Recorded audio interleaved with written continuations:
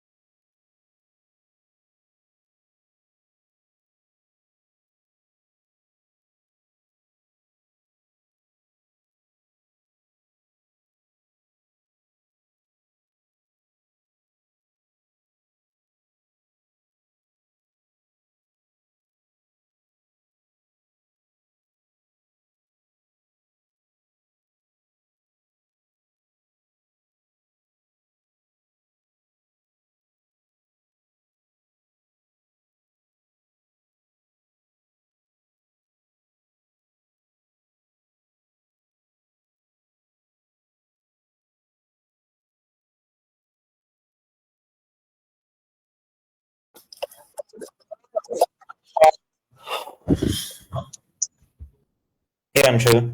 Hey, hi Sohil. We'll have Akshata as well join in, and then we'll get started. We have 2 more minutes to start. We already have attendees joining in the session today. Okay. Sohil, can you check your video? Yeah, it's working. It's fine. I checked it. I think it's just loading up. Great. I think super. Great. I think we'll have Akshata as well join in a minute.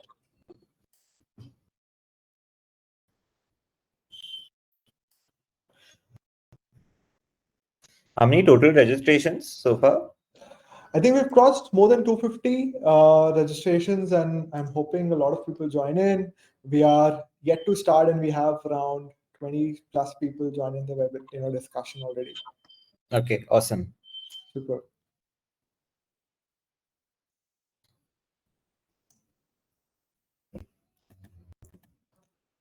Great. I think we're just doing some last minute troubleshooting with Akshata, and we should be get going. No problem.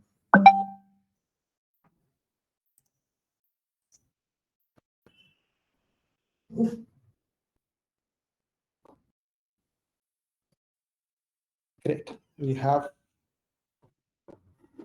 Hey Akshata, we can see you. Thank you for joining us. Can you hear me also? Yes, we can. Awesome. Okay, super. So if you can check your video once again, I think super. We're good.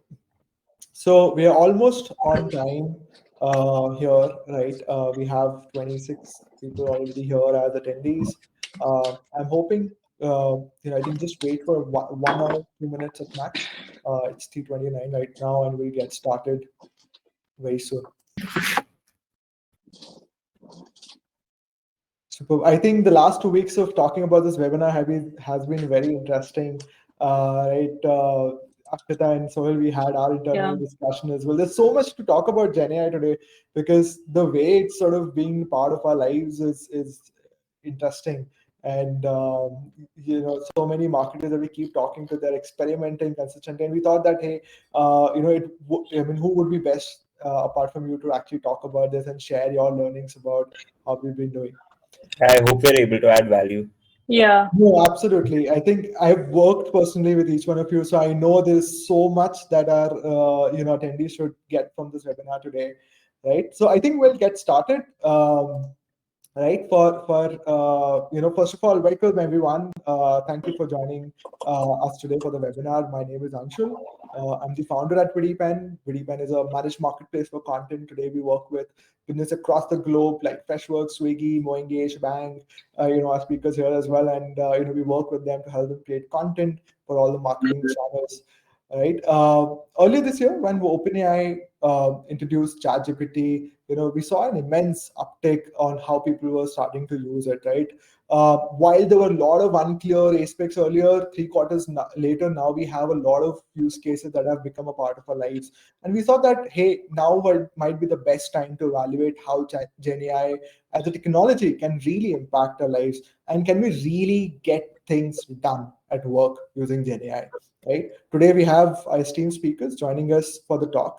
And share their experiences about how not only they've mastered the use of GenAI, but also how did they got their teams to adopt it at work, and also move their business forward, right? Because that's what it really, at the end of the day, matters, right? So we have Akshata with us. Akshata is the head of content marketing at MoEngage. MoEngage is a customer engagement platform being used by some of the very large organizations like Flipkart, Ola, Airtel, and many others. At MoEngage, Akshata led teams to build a scalable content engine that drives growth. To be very honest, I always keep going to MoEngage's blog and I look at how they've really built the hash growth community, because and every single time you're going to look at the way they've built their entity, there's some sort of very amazing takeaways, because I've seen MoEngage and Akshata's team very consistently putting a lot of efforts, not only in the content and the entities, but also thinking about it from the entire user experience perspective, right? So that's very, very important. So if you haven't really checked MoEngage's blog and the community, please go and do that, right? Also, we have Sohil. Sohil is the co-founder at Schbang. Schbang, I'm sure a lot of would have loved the kind of campaigns they ran. Just to give you a little bit of the sense of the the size, Schbang is one of the largest marketing agencies in India. There's more 1,000 people working. They serve today more than 300 companies and brands. Very lately, I remember some of the very interesting campaigns that Schbang did was with Britannia and how that became very viral. We're going to talk about this and a lot more about how each of them are driving.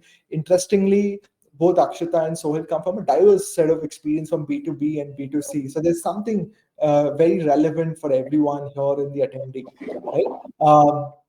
A little bit of the hygiene check, just to inform you as well. For everyone as an attendee, your mics and video has been put on mute, right? But if you have any set of questions, so we'll have a discussion of approximately 30 minutes. Any questions and queries you have, you can please put in the Q&A section that we have on your screen.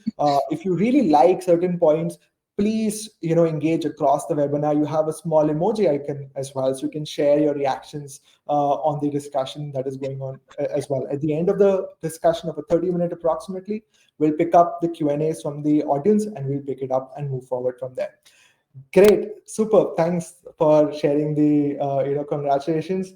Without further ado, let's get started. Right, Akshata. So Akshata, we'll start with you, right? I think we'll have a very flowing conversation today, but I just wanted to understand and let the audience have a sense of how GenAI has really transformed or changed your methods of marketing at MoEngage, right? And we'll start there and we'll go ahead with Sohil's experience as well. Sure. Thank you for the lovely introduction, Anshul.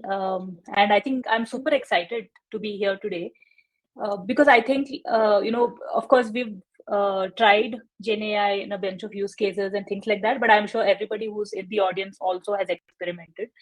So I'm guessing it's already a knowledgeable audience who's done a bunch of things. So I'm going to try my best and hope to add value to what they've already done so far. So starting from my experience at MoEngage, I can talk about two ways that MoEngage looks at GenAI. One is, of course, how we do it internally, how the internal teams are using AI tools and using it for different use cases across the organization. Now, in this case, what MoEngage has done is we have an internal task force, GenAI task force. And folks were nominated based on our entries. There was a contest for that, and I managed to make it to that. So what happens with this task force is there is representation from different functions, and all of us are trying to drive GenAI adoption and implement them across the org in a sustainable and meaningful manner versus using it in very ad hoc kind of scenarios. So from that perspective, within marketing, I would say we're just getting started. I feel like even on the GenAI journey, I think we are all of us, not just MoEngage, everybody's right at the beginning, and I think there's a long way to go. But what we've tried to do so far is, I think we've looked at AI to add value in terms of simplifying tasks for the teams, in terms of helping them with some kind of ideation or something that makes them work faster, better, adds efficiency to what they're already doing. For example, if there's something that is core content that we develop, which is our long form reports or case studies, which actually needs a lot more context, I don't think we are using AI tools at all for that, because I think it requires a lot of human intervention and human creativity to be part of that. Where we are using GenAI is, say, writing email nurtures or creating some kind of titles. We know what we want to write, but we want to get some options with titles and want to play around or A/B test. Or we want to do some kind of design, creative work with design. I think these are areas where we're using AI. But again, we're not using those, whatever comes out of the tool as is. I think there is a layer of human intervention on top of it to make it more contextual for the audience that we are serving. So those are a few ways we are beginning to use AI content within the organization. On the other hand, I think the second part of it is also how MoEngage as a platform is evolving. We've had our AI layer always. There's always been Sherpa, which is our AI engine. We are beginning to see new ways how this tool could add value to our customers who are consumer brands, like you mentioned. So we already had predictive kind of capabilities in the past, where somebody could go and choose a segment, or the tool could, if they set the predictive part on, the tool would tell them, this is the segment you should engage with. So there are multiple ways in which they could choose segments, in which they could choose campaigns, they could choose messages, or even channels. They could say, okay, for this segment, this is the channel that works the best. So these are capabilities that's built into the platform. So that's how our customers are using AI capabilities. But I think, again, we're getting started. I think there's a lot coming over there as well. No, absolutely. I love when you said that entire idea that you have built a task force to actually work, because I remember early on when we were thinking about GenAI, we were talking very limited scopes about copywriting and other things, right? But there's a lot more that happens beyond that. Even as a marketing team, there's so many functions and channels that we go after, right? And adds a lot of value. Right. Sohil, how has been your journey so far? How are you seeing your customers and companies coming out and talking about GenAI for their projects as well? And how's been the internal journey? You being leading technology initiatives at Schbang as well. So there's a lot that you can share. So firstly, thank you for the introduction, and thanks everyone for joining in. I concur with Akshata that there are two ways our teams are using it. One is, of course, internally on how they're using AI as an additional pair of hands. And I'm thankful that the teams are embracing it and using it as a means to sort of have like a personal secretary or a personal assistant who's aiding them sort of do their tasks better. And one good example that I've seen, and maybe very basic, right? I've seen that somewhere even our admin teams who were earlier very hesitant on drafting communication that they need to send on their Slack channels or on emails are now using GenAI to really draft those emails and send them across the board for certain instructions that they need to do.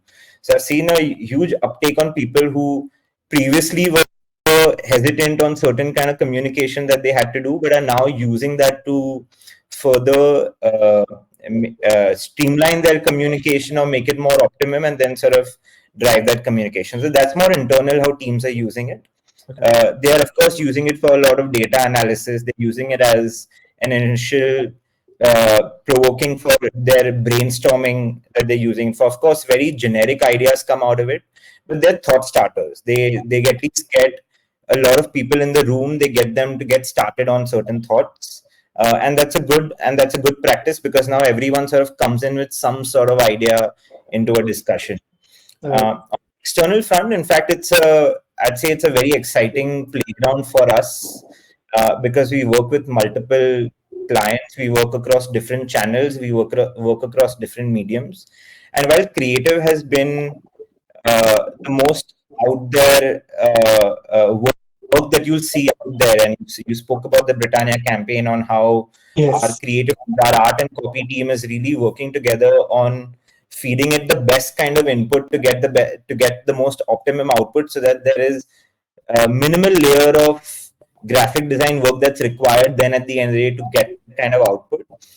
One of the areas that we are trying to experiment with generative AI is on how we build better customer experience. Got it.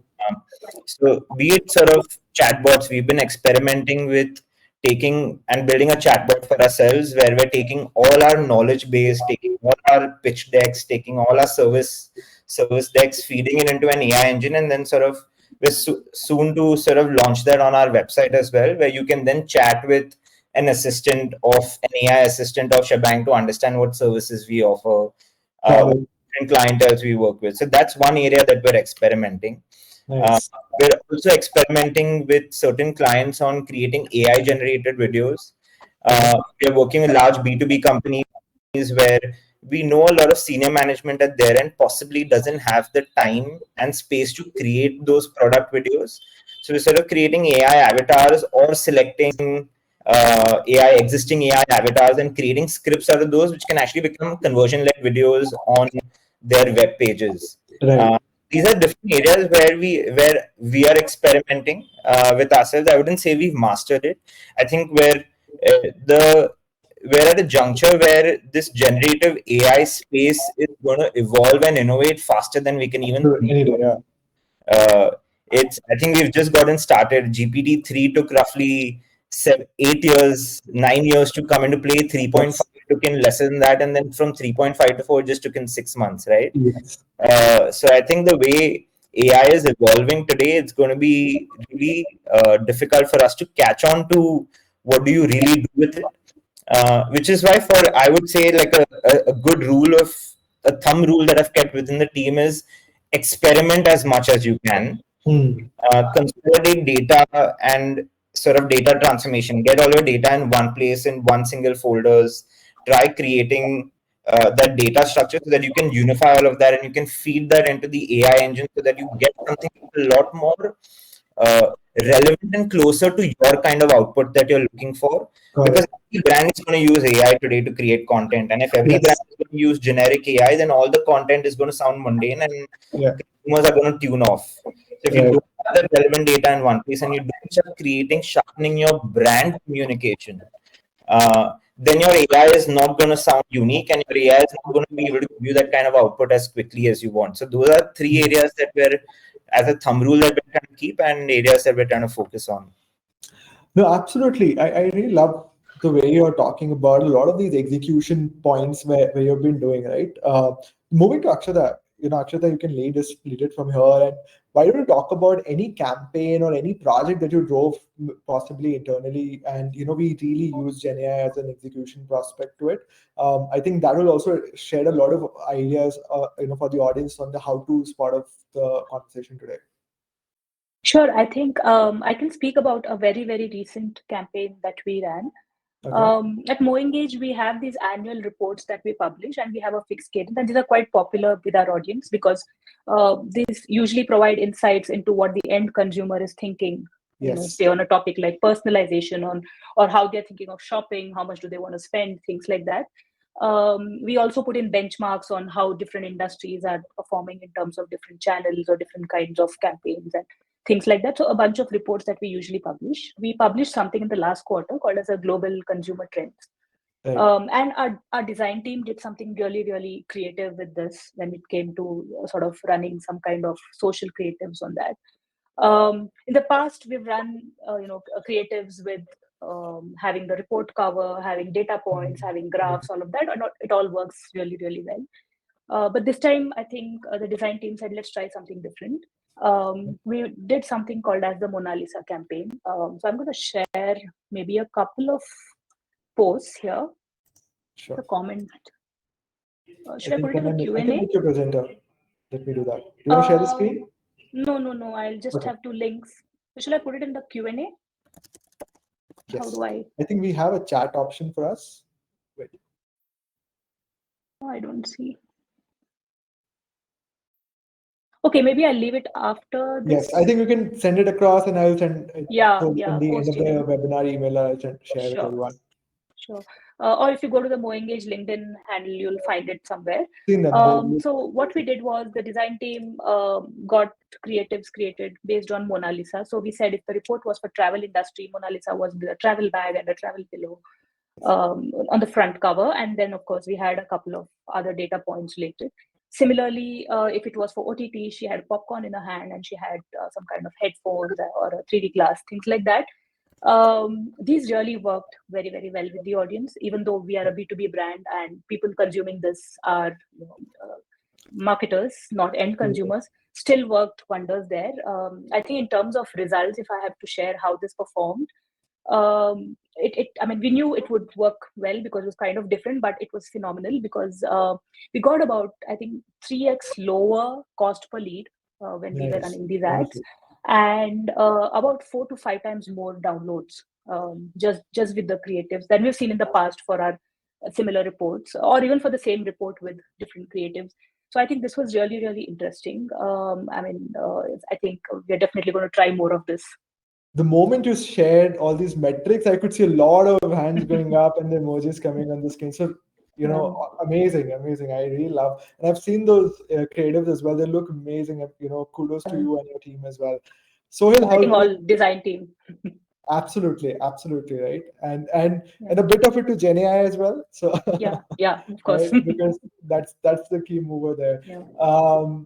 Sohil, how's been the journey for you? Can you tell me a bit about any project that you drove GenAI as a core of it? Yeah, I think the most obvious one is the work that we started with Britannia. I'm not sure if I can share the links over here with anyone. We'll But share it at the end of the webinar. those links as well. I think that one was really well received and appreciated, especially that's more creative and that's something that you can see more of an output of. So that really, I think that helped the team in terms of the kind of turnaround time that they had. So that's more on the efficiency and productivity. Of course, the creative output also that it was able to deliver. Something like that. I've been a graphic designer by nature or by profession for the first 6.5 years of my career. And I know the kind of time and effort that I would have taken to create that kind of artwork if I had to create it from scratch. The kind of images that I'd have to go through and the kind of color correction that I'd have to do to create that image. So I think from a organization, that's the productivity that it helped us with. But some of the campaigns that we're working on, and I wouldn't call them campaigns, some of the activations that we're working on and using OpenAI's APIs and sort of trying to work with is we're helping a large FMCG company go through all their reviews across Flipkart, across Amazon, across Nykaa. We're gathering all of that data and then sort of looking at those reviews and helping them understand why are consumers buying it, who are they buying it from, what are they liking. This kind of stuff is really helping them craft their marketing communication because you're now crafting communication based on consumer data, and that's really where generative AI or AI is really supposed to help you speed up your work. So that's one of the efforts that we're doing at the back to help these large FMCG companies to frame their marketing communication, and that's an interesting aspect to it. Second, we used it for not again a campaign, but for a landing page. We used it for creating copy this time. And it was more of a conversion-led campaign. While hats off to the design team on how they crafted that landing page, a lot of credit also goes to the kind of communication that the content team created using generative AI. Now, that landing page was able to get 3x more conversion rate, was able to get a better better click-through rate on their ad copies that they were running. The ad copy team was able to generate a lot more pieces of copies that they could experiment with on Google AdWords as well. So that's the second aspect where we're working with generative AI. And third, like I mentioned in the earlier example, we're working with a B2B company where they use something called Drift Chat, and Drift Chat has the ability to add a video chat bot, a video bot at the bottom right of the screen. So you're essentially seeing someone talking, and then you click on it, and then you can start a conversation with a chatbot there. So what we're experimenting over there with them is, and we've started with one of the pages where we've created an avatar of their own, and we've created a script for that particular product specific page, and that content is now created completely using generative AI. So we're using Synthesia to create that content. We're using another tool to make that audio content a lot more relevant to that region. That's driving a lot more clicks and conversions to form fill. So that's a third way on how we're experimenting. I know there are a bunch of other ways across the organization that teams are trying to use AI. And like I said, I think we're still trying to get there, and we're still trying to catch up and add it into our workflows. No, I love it.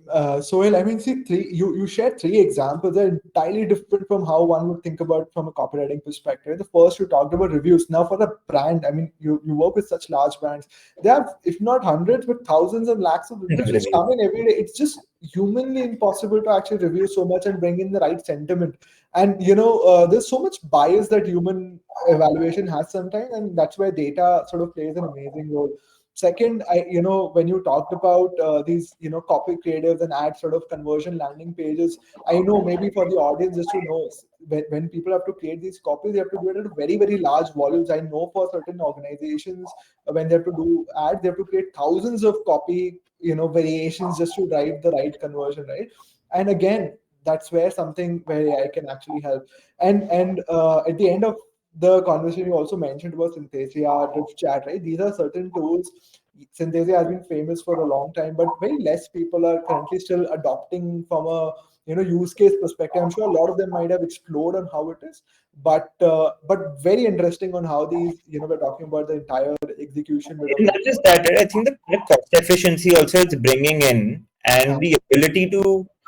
What happens is that your client is willing to experiment more when the cost of it is lower, because every experiment is going to cost someone some resource or some manpower or some skilled labor, right? But if you're able to bring that down, you're able to experiment faster, see what works, and you're able to move on. And that's where I feel uh, AI is going to play a role in creating these various customer experiences. You're able to be able to do that a lot more and able to do hyper personalization at a much larger scale than what you've been able to do it today. Exactly. And now I think finally that personalization can just move beyond changing the first name and the company name in emails, right? So, so jokes aside, right? Sohil, Akshata, I think we've had conversations earlier as well, and keep speaking to marketers. While GenAI has succeeded into so many other directions, there are places where it doesn't do well, right? Or there are certain things that we got to keep in mind when we're using AI at our workplaces. Would you want to share some instance there? Or some places where you think that Gen AI is not doing, or it's little far away from expectations right now? Um, so I honestly don't have an example of where it's failed, because I honestly feel it's uh, just like any other sort of computing language or any other software, garbage in, garbage out, right? Yeah. The better the input you give, the better the output you get. Of course, there are certain expectations that people have that, this should give me the exact output. But I think it's also a matter of individuals understanding that you need to train the model, and which is where GPT-4 really makes a difference. Yes. Uh, and what we've tried to do is try to equip individual teams with at least one account of GPT-4, because that's where you can really have a two-way conversation with AI and sort of get the desired output. There's no ask one simple question and get exactly the answer that you want. You will have to have a little bit of back and forth and training and giving it context in terms of what you're doing, what you're asking it for, who is the kind of audience that you want to deliver certain kind of content to. So I don't necessarily have an example of where it's failed. I think it's all in an evolving and learning stage right now.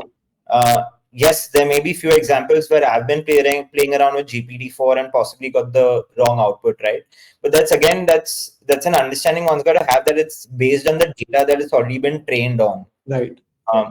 And that's where maybe I feel Google's Bard is possibly going to outperform GPT-4 over a period of time, because the kind of access it has to data. Yes. But again, it's data fed in by human beings on the internet and real-time access that's there. So I'm sorry, I don't have an example of where it's failed. No, but what you said, I think Soil makes a lot of sense, because what you're essentially saying is ki if you know what you expect, I mean, if you know what you really expect as an outcome, GPT is going to perform that way. And also, we got to be very conscious maybe about how really LLM works, right? So a lot of people, when they try to understand, GPT is not a magic tool. It is essentially a text completion at the end of the day. So if you give it the right input, the output is going to be favorable. So I think that's a very, very important point. Listen, we're going to start this journey early. We're still at early stages.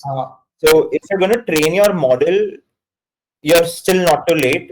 Now is a good time to start training your model and giving it as much information as you can, which is what we started doing with, let's say, our chatbot. We do want to eventually have something cool on our website that you can chat with an AI assistant that has every answer to Schbang. What are the kind of openings that's there? What are the kind of policies that are there? What are the kind of customers you work with? So now is the time to start training your model to talk, to speak the language you as a brand speak or you as an individual speak, and then take it from there on. Interesting. We'll have another long conversation on the training bit. Akshata, what are your thoughts? I think there are a few limitations that I have personally come across. Again, I think I agree with Sohil. We are very, very early in the journey and there's a long way. One of the things I've seen is one needs to be a little cautious about the information. For example, if you're looking at data points or reference points or say quotes which you want to attribute to somebody, many times we've seen that when we've found something on GPT, we're not able to find the original source on Google. So one needs to be a little careful with what data they're pulling out of the tool and then using in your content, because especially when you're referencing third-party information. The other, I think, concern is on copywriting, copyright issues, especially when we do something on the design side, maybe, or even content. We don't know how the tool is pulling it or where it's coming from. So I think content, you can still do a plagiarism check, but when you're using images, I think one needs to be a little cognizant. So what our design team always does is they sort of do a human intervention on top of whatever images they're creating using an AI tool. So they're sort of fixing a few things, making a few minor modifications. So we're not using anything as is. The third thing, as an organization, I think you need to be cognizant, especially, I think, Sohil, since you guys have implemented, probably I'll connect with you after this. But I think, how do you ensure that proprietary information is not being fed into the system, and how are you making those checks available? Is also I think sometimes there is customer sensitive information, or sometimes there's information about your org itself, which you don't want to be made publicly accessible. So how do you sort of build those boundaries? I think these are three sort of areas to think about when somebody wants to start using or start implementing. I think these are three I've come across. Interesting. No, really, I think so. Thanks, Akshata, right?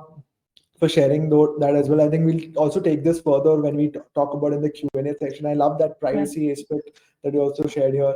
On a closing note, because we are slightly closer to the end of the webinar today as well, and then we'll move to the Q&A. But I wanted to actually, just take a step back and think of how AI is really going to change our life as marketers, right? Because I'll tell you at Vidipen what we've been doing. So at Vidipen, we thought that, hey, when I look at a content marketer's life and when I try to put in AI, what can it do? So when GPT-3 was launched, we said that, hey, it can write content. But my point was, is that something that we're going to do? Because there's so much more that a marketer does, right? It's just beyond creating content.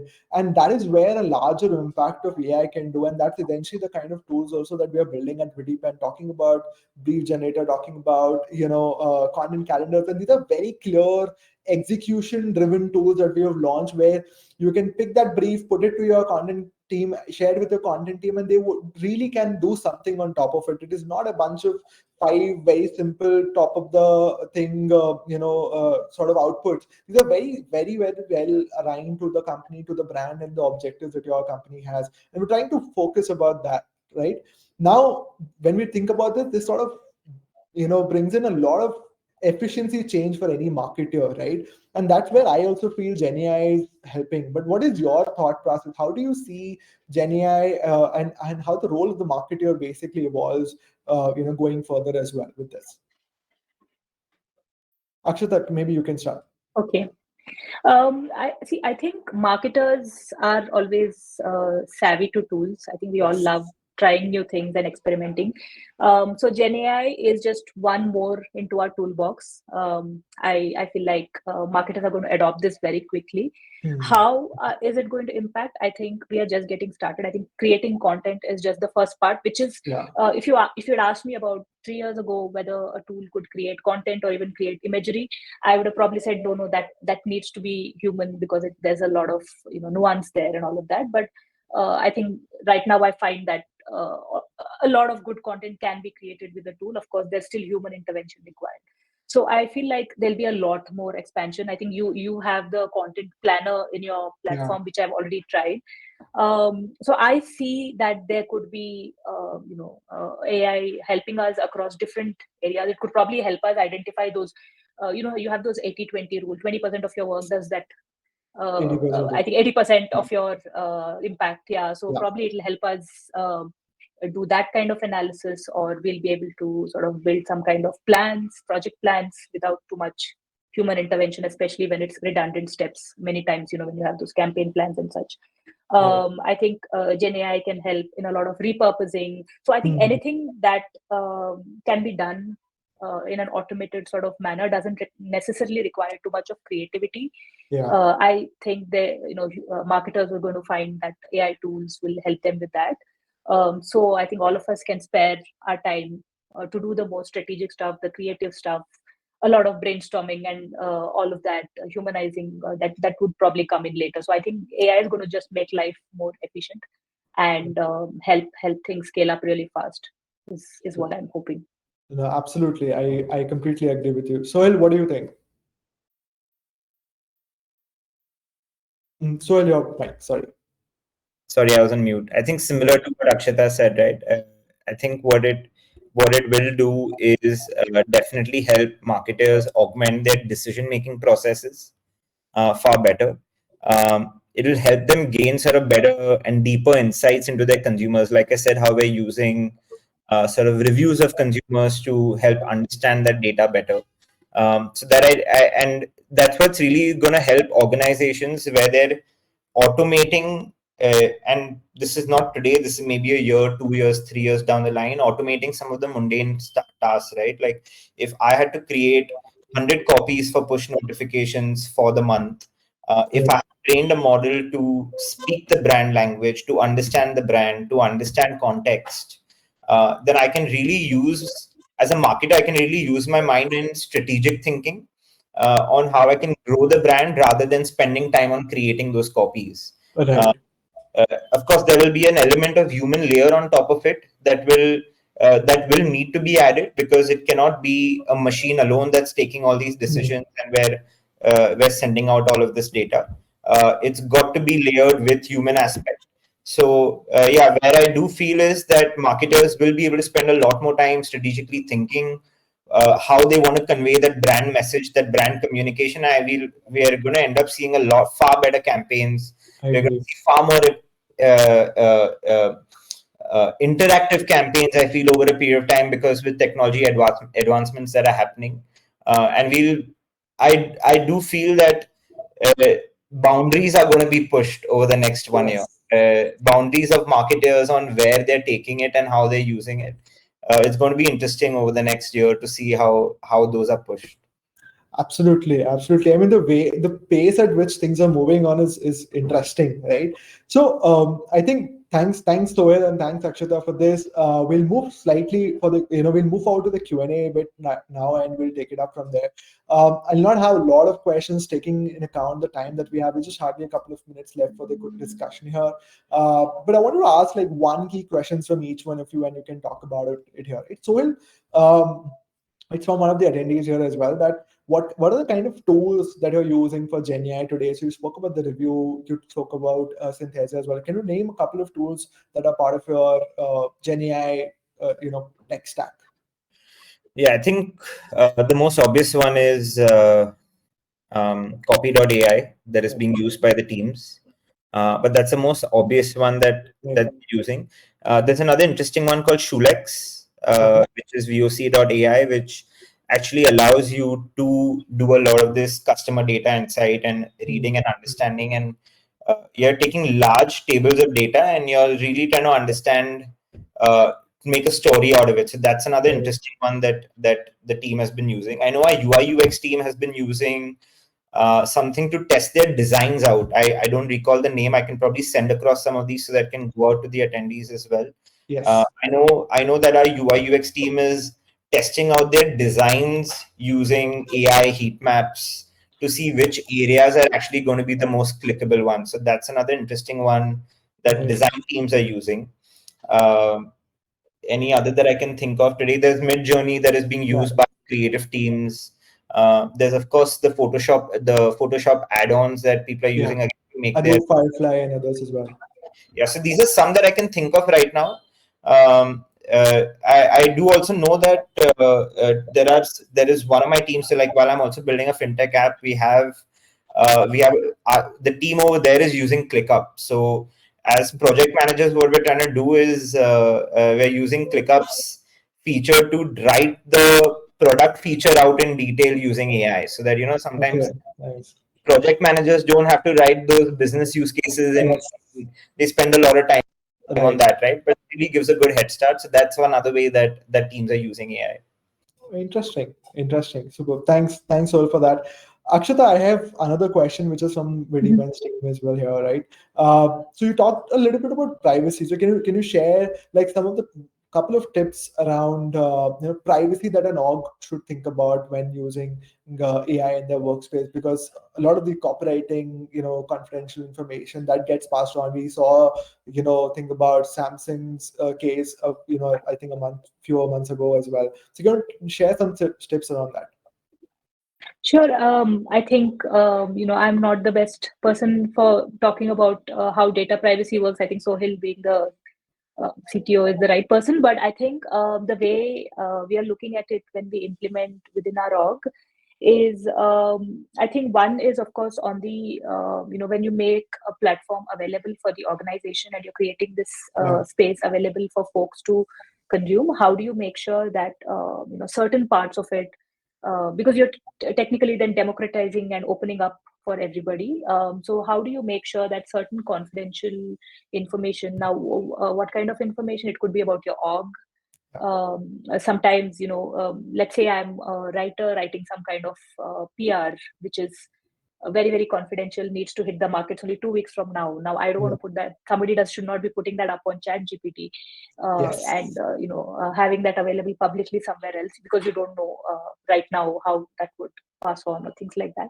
I think information like that, which is very, very close to the organization, not yet in the public domain, definitely needs to be, I think, individuals need to be cognizant. But at the same time, I think when you have a large setup, it's difficult to expect everybody to be the judge of what needs to be there. So I think there needs to be some kind of guide rails within the platform, which is what we're trying to build, which is why I said I'll connect with Sohil later, because we are still setting that up. We've not yet got that set up. um, that's one part. I think the second part is, all of us have a lot of customer information within our platforms, within or we're working for something on the customer's end.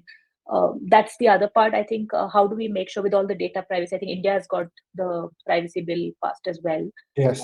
I think handling of any kind of confidential PII is going to be very, very critical. So we again need to make sure that how all of this can be safeguarded. And the third part on the design piece as well is what I'm thinking, where you've probably given the prompts and you got a creative out there, but you want to make sure you as an organization are legally in the right side in terms of Yeah. copyright infringement. Yeah. Again, so when you give access to, say, a Mid Journey to a large group of people, how do you make sure that everybody is exercising that and they Yeah. know what are the boundaries and how? So I think a little bit of education and a little bit of platform sort of guiding folks on what is Yes. okay and what is not okay. I think those are two areas. But like I said, I have not implemented these aspects. No, I So I agree. Yeah. And a general rule of thumb is don't put your privacy data on ChatGPT. yeah. right? If you have an API-driven sort of interface, that works, but don't put it on ChatGPT, right? Super, super. I think we had a very interesting conversation, Akshata and Sohil, today. One last question I have. This is from me. I just want to know one book that you recommend to our audience to read every time, and one maybe an app or a system software or a website, any sort of a tool that you keep going back to across a day. Right, something that you can't imagine your life without. Right, so one book, one tool. I think Sohil is getting something for us, maybe, right? Sohil, what do you go after? Go ahead with this answer. I don't have a book to recommend. I'm not much of a book reader, honestly. Okay. So What tool do you go after, right? Maybe yeah. something based on So your experiences. I don't have a tool. I'll share a practice that I try to that I've been following for the last 13 years. Of course, the what I do within that practice has changed over time. But in the last 13 years, one thing that I have done is my first 6.5 years, I was a graphic designer. I picked up this habit of spending the first 30 to 45 minutes of my day inspiring myself by going to, there were a set of 5 or 6 websites where I would look at design inspiration. Um, Even if it wasn't something I was designing for, it was just me looking at something, how colors were used, how sort of the execution was done, and I would just bookmark it and keep it. When a brand came along, when an idea came along, I had something to refer back to. So back then, it would be Web Design Ledger, it would be Behance, it would be Design Inspiration, it would be Awards. So I would be going to these sites, inspiring myself initially. Uh, Post my entrepreneurial journey, I started, some of these sites continued, but I had to change because I was no longer only in design. I was also now in management. I was Yes. also now looking at technology. So off late, and this is the last 2 3 years, a practice that I've been following, and this is something that really allows me to adapt to new tools and technology very easily. Is going to product hunt every day. Yes. Yes. So I spend the first 30 to 45 minutes of my day going to product hunt. I see what new tools are out and I make sure I sign up to at least one or two of them. Mm-hmm. And by the end of the day, decide on which one I want to play around with. And if it's both or all three of them, I play around with all three of them for the next 2 3 days.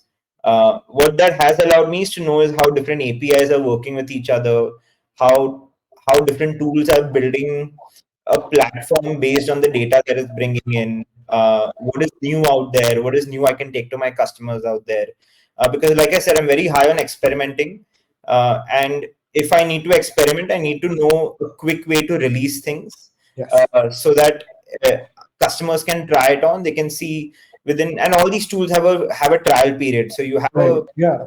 15-day, you have a 30-day, you have a 90-day trial period, which is good enough. If you've tried it on, create a new account, try it on for your customer.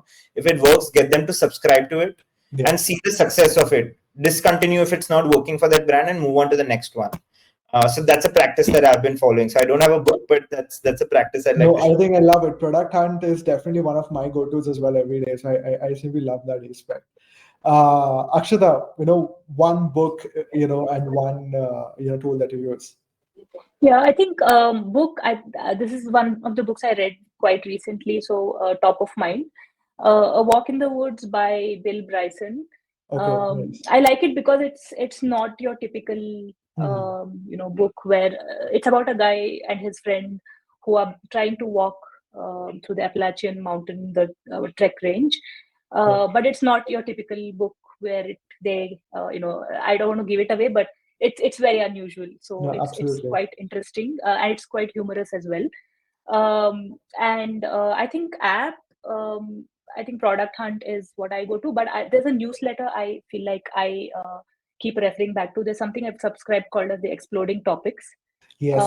The kind of things you see there, I think Yeah. it's completely crazy. So yeah, I just like to find out what's coming up and what's going on there. So there are a lot of different things that I read up from there.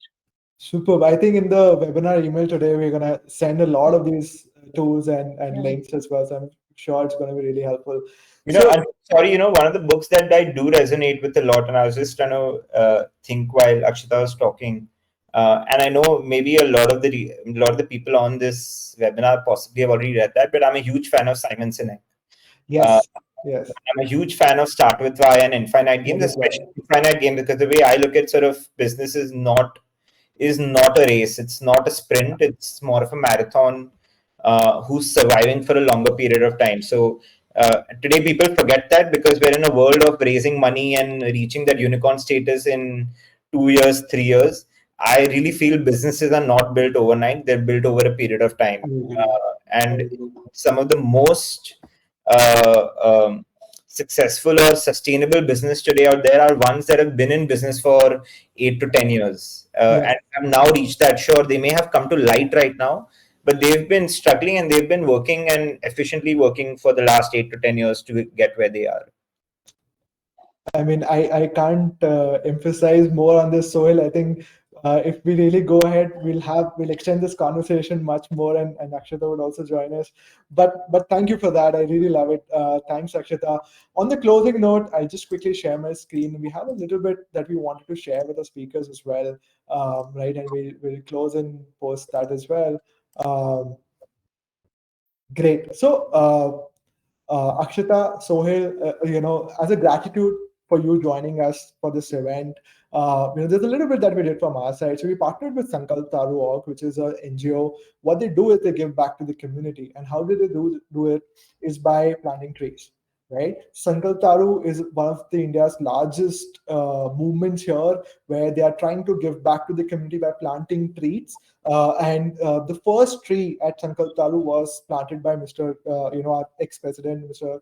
APJ Abdul Kalam. And right on your behalf, we have planted one tree each from from the foundation at the end of this webinar as well. So we'll share a quick certificate where you can actually go back and look at that tree, and Sankalp Taru is going to take care of that particular tree for the next 1 year. So thanks a lot for being a part of this. This is a bit that we try to do from our end so that we can keep giving back to the ecosystem as well while we are doing growth from a professional and work standpoint as well.